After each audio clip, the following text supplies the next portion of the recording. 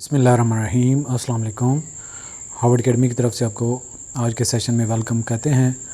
आज हमने पाकिस्तान अफेयर्स के हवाले से जो इंडो पाक हिस्ट्री है और इंडिया के सोशल, कल्चरल और मज़हबी जो एक जर्नी है उसमें किस तरीके से मौर्य और गुप्ता एम्पायर्स इम्पॉर्टेंट हैं, जिन्होंने बहुत अहम नकूश छोड़े जो आज भी इंडिया की, पाकिस्तान की तारीख़ में अपना अहम इम्पैक्ट रखते हैं और उनके असरात को आज भी महसूस किया जा सकता है, ऑब्ज़र्व किया जा सकता है। उस हवाले से दो अहम सल्तनतें जो कि मौर्य और गुप्ता, जो बहुत लॉन्ग पीरियड तक रहीं और उन्होंने बहुत सारे अपने असरात छोड़े और यूनिक उनका एक फ़ीचर जो थे यहाँ की हिस्ट्री पर, उनका आज हम जो है वो अहाता करेंगे आज के सेशन में। सबसे पहले तो आते मौर्य एम्पायर, जिसको मौरी सल्तनत भी कहते हैं उर्दू में। The Maurya empire was one of the most significant and powerful empires in ancient India. अगर पुराने कदीम इंडिया की बात की जाए तो मौर्य एम्पायर की बहुत गहरे और अहम असरात हैं। नोन फॉर इट्स सेंट्रलाइज्ड, आज ये जो इम्पॉर्टेंट है इसके फीचर्स हैं। ये जो मौरी एम्पायर है, सल्तनत किस वजह से मशहूर थी? सेंट्रलाइज्ड एडमिनिस्ट्रेशन, यानी कि मेन, जिस तरह अब फेडरल गवर्नमेंट होती है इसी तरह सेंट्रलाइज था। इसके अलावा मिलिट्री प्रोवेस, यानी कि मिलिट्री की पावर के लिहाज से भी, और कल्चरल अचीवमेंट्स जो सकाफती हुसूल थे उसके लिहाज से भी ये मशहूर है मौर्य सल्तनत। फाउंडेड बाय चंद्रगुप्ता मौर्य, और ये सल्तनत जो थी मौर्य एम्पायर, किसने इसकी बुनियाद रखी थी? Chandragupta Maurya. In the 4th century BCE, यानी कि बिफोर क्रिश्चियनिटी एरा इसकी बुनियाद रखी गई और चंद्रगुप्ता मौर्य ने इसकी बुनियाद रखी थी।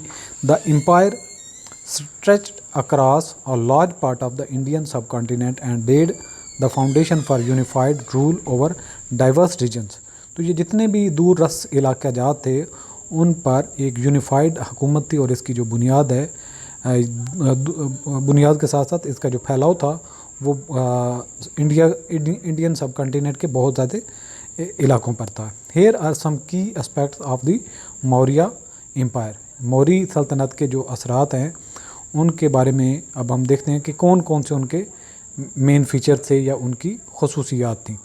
चंद्रगुप्ता मौर्य इसने तो इसकी बुनियाद रखी, इस हवाले से उनका थोड़ा तज़किरा कर लेते हैं। Chandragupta Maurya with the guidance of his mentor Chanakya, also known as Kautilya, overthrew the Nanda dynasty. पहले इससे जो चंद्रगुप्ता मौर्य जो है इसने नंदा डायनेस्टी, जो नंदा की सल्तनत थी, उसको तहस नहस किया और अपनी हुकूमत कायम की to establish the Maurya empire. The empire capital was initially located as Pataliputra, जो आजकल पतना का इलाके से मशहूर है, यानी कि इनका जो कैपिटल था वो पतना का इलाका, जिसको पतालीपुत्रा के नाम से जाना जाता है। एक ये इसके इम्पॉर्टेंट है, यानी कि नांदा डायनेस्टी को इसने ओवरथ्रो किया था और इसका जो मेंटर था वो चंकाया था, जिसको कोतालिया भी नाम से भी जाना जाता है, और इसके अलावा पतना इसका कैपिटल था। अब आ जाते हैं कि एडमिनिस्ट्रेटिवली मौर्य सल्तनत की जो स्ट्रक्चर था वो क्या था? Chandragupta implemented a highly centralised administration system, यानी कि जो मेन मरकज़ से उसको चलाया जाता था। Dividing the empires into provinces headed by governor, और इनके जो सल्तनत थी वो सूबों में तकसीम थी और हर सूबे को हेड कर रहा था governor. The empire administration was known for its efficient revenue collection. तो इनकी जो एडमिनिस्ट्रेशन थी उसकी एफिशिएंसी ये थी कि वो रेवेन्यू कलेक्शन में अच्छी परफॉर्मेंस करती थी। गवर्नेंस की जिम्मेदार थी and maintenance of law and order, और लॉ एंड ऑर्डर की जो जिम्मेदारी थी वो गवर्नर की थी, हर प्रोविंस की अपनी अपनी थी। इसके अलावा मौर्य सल्तनत का अशोका द ग्रेट ये एक हुक्मरान गुजरा था और इसकी बुद्धिज़्म मज़हब के साथ लगाव की वजह से ये जाना जाता है, और ये अदम तशद्दुद की सियासत का जो है वो माइंड रखता था। One of the most renowned rulers of the Maurya empire was Ashoka, Chandragupta's grandson, यानी कि ये इसका पड़पोता जो है बेटे का बेटा था। After a period of conquest and warfare Ashoka embraced Buddhism, यानी कि उसने जंग के बाद, फतवात के बाद उसने बुद्ध मत का मज़हब अख्तियार कर लिया and promoted non violence religion tolerance, और मज़हब को बर्दाश्त के साथ साथ अदम तशद्दुद का वो पैरोकार था एंड वेलफेयर पॉलिसीज़, और दूसरे लोगों की भलाई के लिए जितना बेहतर काम कर सकता था उसका कायल था। His inscriptions and addicts provide valuable insights into the social, political and moral Athos of the time, और उसकी जितनी भी समाजी, सियासी और इखलाकी इथोस थे या जो इखलाकी अक़दार थी वो वक्त की एक अहम बुनियाद थी और उसकी खसूसियत मानी जाती है। इसके अलावा जो अशोका ने बुद्धिज़्म को एक्सेप्ट किया तो उसकी वजह से बुद्धिज़्म काफ़ी फैला भी और उसने मिशनरीज भेजी। Ashoka's conversion to Buddhism had a profound impact on the spread of religion both within India and beyond its border, यानी कि इंडिया के अंदर भी और उसके बाहर भी। He sent Buddhist missionaries to various parts of Asia, और एशिया के मुख्तलिफ इलाकों में उसने जो बुद्धिज़्म को फैलाने के लिए मिशनरीज भेजी, contributing to the global diffusion of Buddhist teaching, जिसने बुद्ध मत की तालीमात का प्रचार करना शुरू किया। इसके बाद मौर्य की जो डिक्लाइनेशन आती है या जो इनका जवाल आता है तो उसके बारे में, after Ashoka's death the Maurya empire faced internal and external challenges. ये इंपॉर्टेंट है कि किस वजह से डिक्लाइन हुई, इंटरनल और एक्सटर्नल चैलेंजेस थे लीडिंग टू इवेंचुअल डिक्लाइन, और अल्टीमेटली ये जवाल पजीर हुई। The empire fragmented into smaller kingdom, और इनकी जो बड़ी सल्तनत थी छोटी सल्तनतों में तकसीम होती गई। The end of the Maurya empire marked a shift in India political landscape, और इसी तरह से जो इसकी मौर्य की जो सल्तनत है इसने इंडिया के सियासी मंजर पर एक अहम नुकात छोड़े, अहम असरात छोड़े। इसके बाद आ जाती है गुप्ता एम्पायर, जिसने तकरीबन 1000 साल तक हुक्मरानी की। The Gupta empire often refer to as the golden age, इसको सुनहरी दौर जो इंडिया का है उसका नाम दिया जाता है। Followed the decline of Maurya empire and spanned from the 4th to the 6th century CE, और ये तकरीबन 4th यानी कि BCE से लेके 6th century CE तक, 4th to 6th तकरीबन 200 साल तक ये कायम रही। यानी कि ये सी है क्रिश्चियनिटी एरिया, जो यहाँ पे ईसाइयत का प्रचार हो चुका होता है या मज़हब चल रहा होता है। 4th century से लेकर 6th century तक ये इनका राज रहता है, हुक्मरानी रहती है। The Gupta ruler revived Hinduism and made significant contribution to art, और गुप्ता की जो हुक्मरान हैं उन्होंने दोबारा से हिंदुज़म का प्रचार किया और उसको बढ़ाया, और उनकी जो कंट्रीब्यूशन है हिस्ट्री में उसमें फ़न यानी कि art, science, literature, here are some notable aspect of the Gupta empire. और इस गुप्ता की सल्तनत ने जो असरात छोड़े उनमें से कुछ अहम का जिक्र कर लेते हैं। सबसे पहले तो Chandragupta one, the Gupta empire was founded by the Chandragupta one. इसकी बुनियाद चंद्रगुप्ता वन ने रखी, who established his authority over Magadha. ये जो एक सल्तनत थी मगाधा, उस पर उसने अपने असर कायम किया यानी कि उसको फ़तह किया। He married a princess from the लिहावी, उसने लिसावी एक क्लैन कबीला था जिसमें से एक शहजादी के साथ रिश्ता किया, शादी की।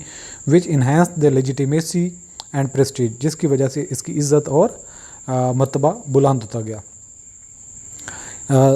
समुद्रा Gupta known as the Napoleon of India, ये आपने याद रखना है कि समुद्रा गुप्ता जो है वो इंडिया का नेपोलियन के नाम से मशहूर है। Samudra Gupta expanded the empire through military campaigns, और समुद्रा गुप्ता ने आर्मी और डिप्लोमेसी के ज़रिए से अपनी सल्तनत को बढ़ाया। He is celebrated for his cultural patronage, और वो सकाफ़त का बड़ा एक कायल था, सकाफ़त का ख्याल रखने वाला था, इस वजह से भी उसकी शोहरत है। And support for various arts, और बहुत सारे फ़नून की वजह से भी उसको जाना जाता है।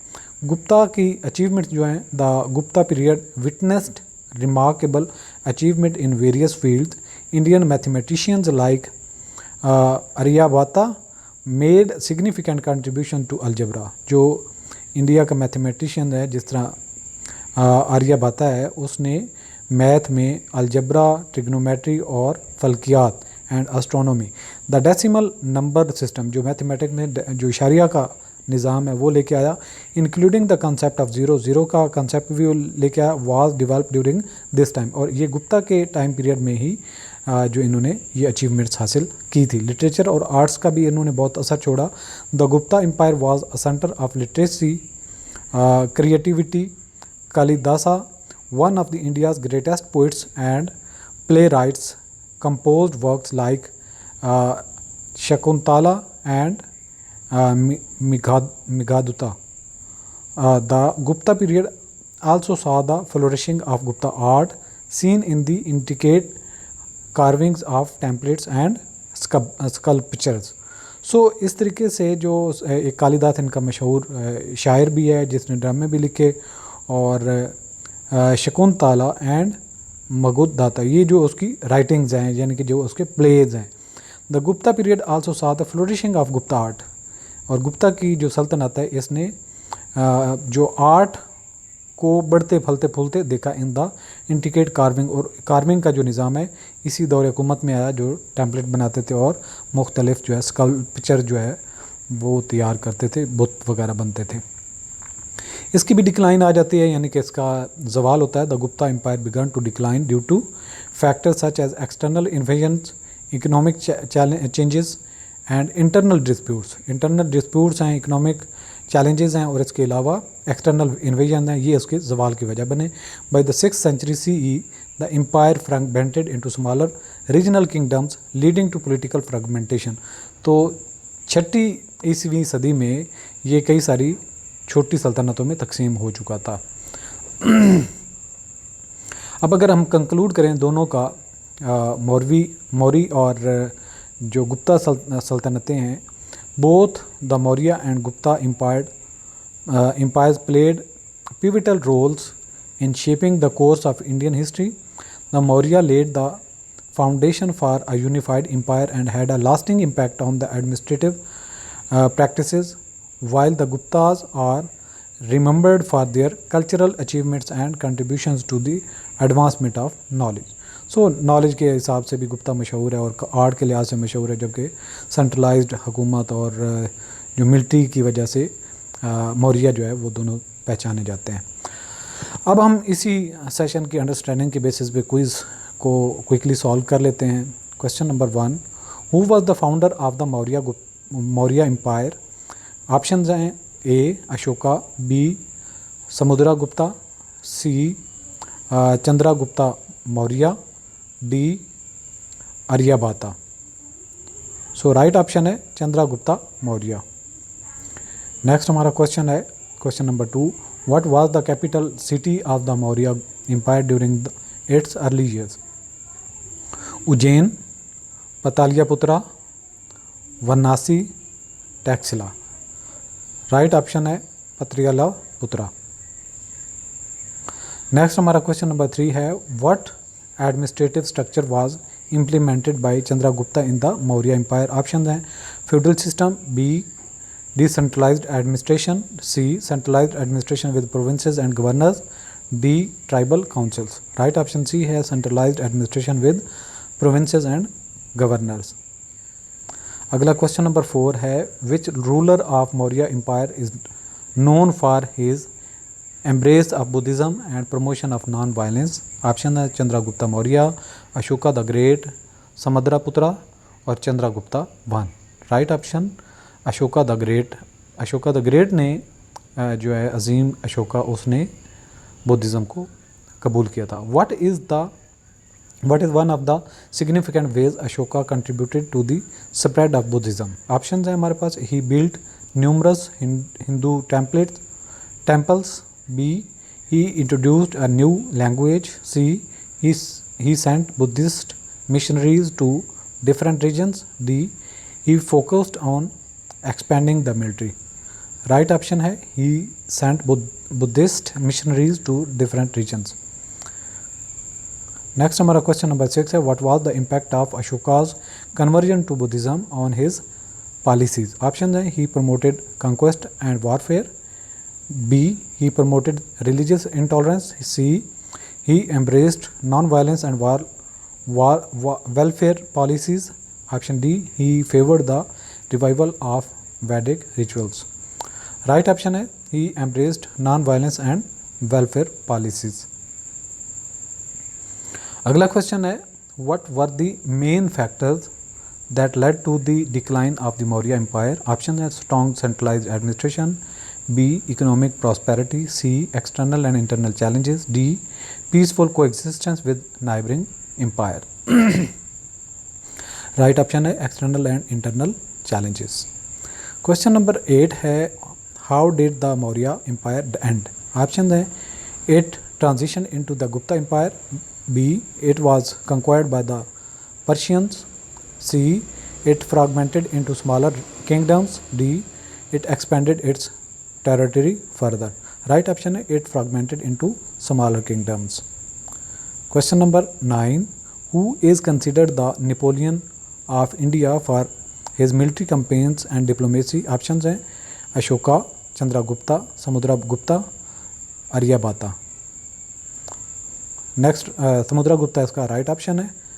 क्वेश्चन नंबर 10 है what fields are significant achievements during the Gupta period? Option है maritime exploration, B architecture, C algebra and astronomy, D military strategy. Right option है अलजेब्रा एंड एस्ट्रोनॉमी।